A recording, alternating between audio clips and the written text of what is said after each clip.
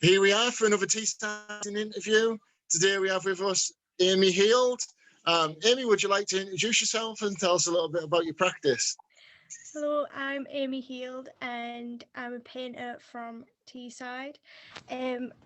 My practice started with a focus on buildings in general. I went into uni just like painting my first year of uni. I went in painting my local buildings around me, and I didn't really understand much about them. I just knew that I was interested in the local areas I was exploring. My first area was where I live, which is Thornaby, and I moved to Hartlepool for university. There's a very big difference in the structure of the buildings. My hometown Thornaby wasn't really built until after the war, so all the buildings are more new, and I never really understood that. And when I went to Hartlepool, there's a lot of history there. There's a lot of different types of buildings. There's also the effects of the industry. It's got all the industry going along the coast, and I became very interested in that within second year of uni. So in level 5, I started exploring a little bit into photography to help feed my paintings, and I would take part in walks around Hartlepool. I went up to the headland a lot, and I saw that there was quite a lot of abandoned places, and even on Church Street in Hartlepool there was this pub that was being wrapped in sheets for since I'd moved there, and I didn't understand why.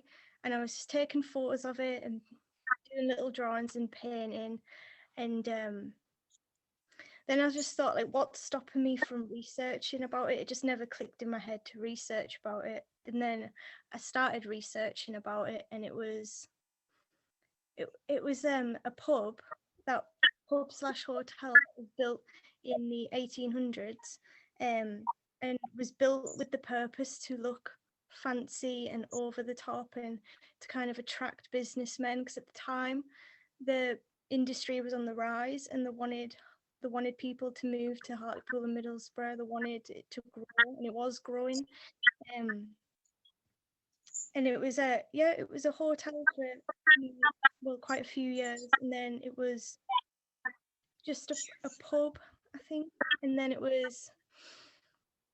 it got shut down for quite a few years, and then in the 1990s, I know it was made into a R&B nightclub, and the research is kind of hard to find. I was trying to contact the council for ages to try and get inside the building, but I never managed to do that at the time. So that was where my focus on heritage came from. From then, I kind of went into other ideas of heritage in the area. I thought instead of focusing on this one building, I could focus on more buildings in the area, and not just in Hartlepool, in the whole of Teesside as an area. I became very interested in that. I went to Middlesbrough a lot because I thought the best place to kind of start and dig into would be Middlesbrough, and I started looking at places like the Isaac Wilson, Swatters Car, off the top of my head. I can't think, when you come to it, you can't think of any, but the Isaac Wilson was kind of groundbreaking. And as a pub I've gone to for quite a few years, I never knew much about it. And when I researched into it, it turned out it had all this history behind it, that just kind of got me so interested in it that I did 2 large scale paintings on it. What was it? It's named the Isaac Wilson after a very famous man who owned part of the railway once it was built in Middlesbrough, and he was also, for a short period of time, mayor of Middlesbrough in the 1860s, I think, and then re-elected mayor in the 1890s.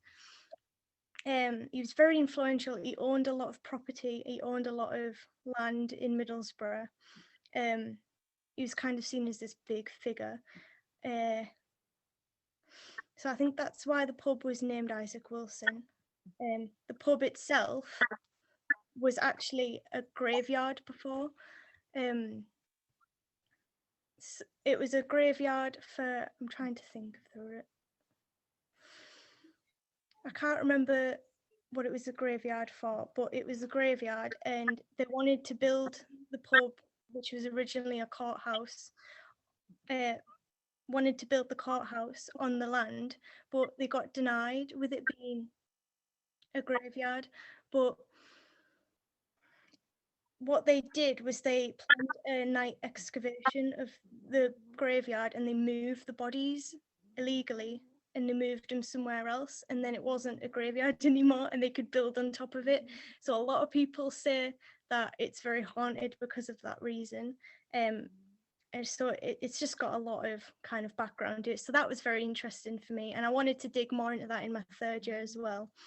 But kind of when lockdown happened, it was very hard for me to kind of go out, get out. I tried my best. I went out sometimes, tried to get on the train to places. Obviously, I was very careful with masks and stuff. I went on my own, but I couldn't kind of get the information that I needed. I needed primary information. I was kind of at a loss.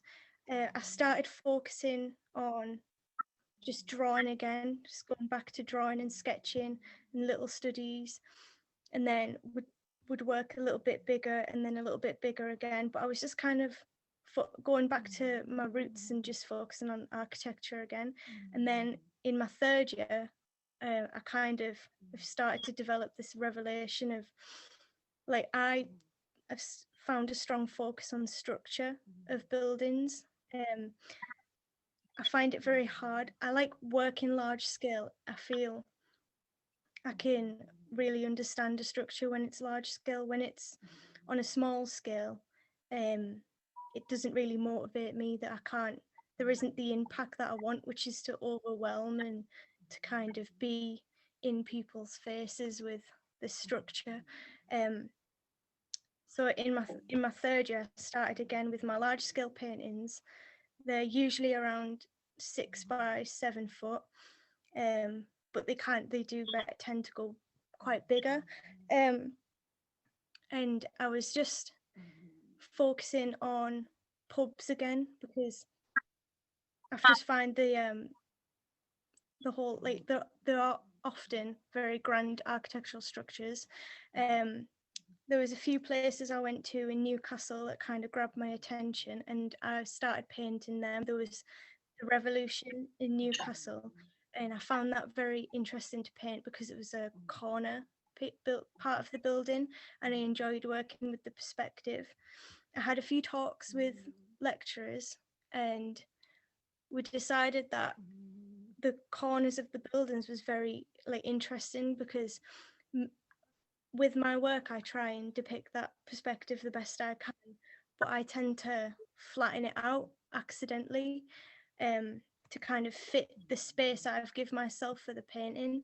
And this becomes interesting in itself, because you can still understand that it's a building, you can still understand that it's a pub, you can still depict it, but the perspective, the depth of the perspective isn't there. But as well as trying to work on that, I'm also trying to figure out how, like, I can work with that to play to my strengths, kind of. I've toned down my work from painting realistically with a realistic color palette to more using tonal colors and using two contrasting colors with each other. I feel with this, I've always done this with my tonal colors and anyway, my underlays of my paintings. And I've always gotten a lot of feedback that the depth and the perspective and the whole structure of the building is more clear. And when I paint over the top, I kind of lose that focus. So I thought, if I paint using these underlay layer colours, I might not lose that focus and I could work with it more. So I've started doing that, and it's kind of working at the minute. And then I thought the paintings needed something more to it, so I started using a contrasting colour. So again, for example, my Revolution Newcastle painting is mainly a dark green colour, and over the top I used a contrasting red, and between them two colours they kind of vibrate off each other and draw this focus in. And I don't know if it's just my point, but I can't stop looking at it when I go into my studio. I'm kind of drawn in. But yeah, that's where I'm at the minute. So, so moving into 2021, do you still have another year left of uni? I have around 6. So where do you plan on pushing your practice next? And just as well, to touch on a couple of your points, in Middlesbrough, some of that architecture, that Victorian architecture, especially around Exchange Square, is really lovely. And your Isaac Wilson painting, I believe that's one of the ones we had Pineapple Black, is it, upstairs? Yeah. Yeah, so yeah, Amy is a very talented painter, and you should go and check her out if you're watching this. So yeah, could you just tell us a little bit about what your plans are for 2021, and also for anybody who does want to check out your work, what's the best place to go and do that? So my plans for 2021 are to make my works more polished and finished. I feel they're always kind of. I never feel like my paintings are fully finished. I always feel like more can be done. There can always be more layers, but I want to kind of push them further and further and use more layers. Hopefully create a little bit more depth. And I know I need to work on my color palette more. I need to understand color theory and how to use it in my work more. The best place to probably find my work is my Instagram, which is, I'll double check. I think it's Amy Heald, FA, I think. Oh, it's Amy Man FA _, and my Facebook as well is Amy Heald. I do have a website, but it's a bit under construction at the minute. One of the things I found really cool on your Instagram is watching you kind of the videos of you actually doing paintings, these kind of sped up videos of how you work on it, which is something I always find really interesting. Is that something that was a reaction to kind of lockdown? Was it a kind of conscious decision to, use your social media more as, essentially your own personal gallery? Yeah, at first it was to kind of see how I paint. It was to see if I was spending too much time in one area and not painting as a whole. And then it became, when I posted it, I was a bit kind of nervous because I was like, oh, is this something that you do when you're a painter? And then I just thought, I don't really care. So I posted it and I got a lot of positive feedback. And I was like, oh, maybe people find this really interesting. It might pull more people in. And then it's just kind of gone from there. It's kind of a mix between seeing how I paint and attracting people to look at my work, because if they see the process they might want to see the end piece as well.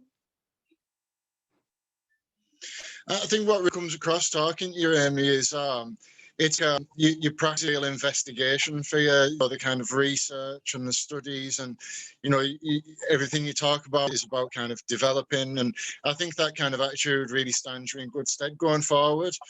One other thing I want to touch upon, I'm thinking you're also involved with Lace Collective.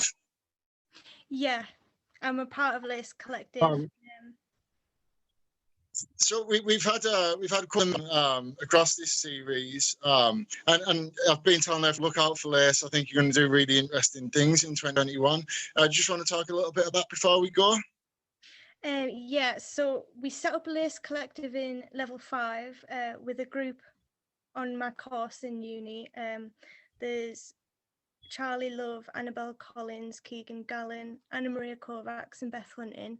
And the idea was we were given an assignment in level 5 where we had to either show proof we were trying to apply for galleries, or best outcome was to get into as many galleries as we could and talk about that. And it was situating our practice outside of the studio.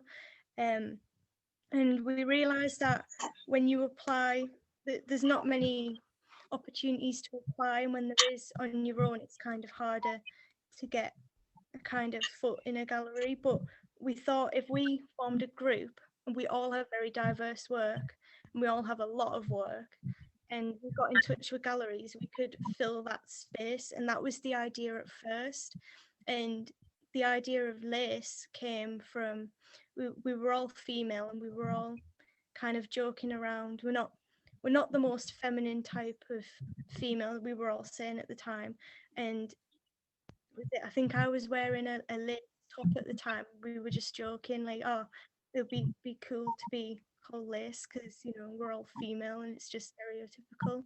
And then it's kind of over that time, it's kind of formed into this. We've been looking at a lot of feminist theories, a lot of ideals around women, especially around the pandemic, how women had lost their jobs more than men during the virus, and we're just kind of finding a foothold in that research at the minute and how we can push forward with work with that. Well, I'm really excited to see what comes of that next year, and hopefully our paths will cross and we'll get you in a Pineapple Black at some point. Yeah, anyone watching, go and check out Amy, watch out for Lace. It's been a pleasure talking to you. Thanks for coming on, and yeah, hopefully see you in the new year. No problem. Thank you very much for having me. Okay, take care, Amy. Bye. Yeah, bye.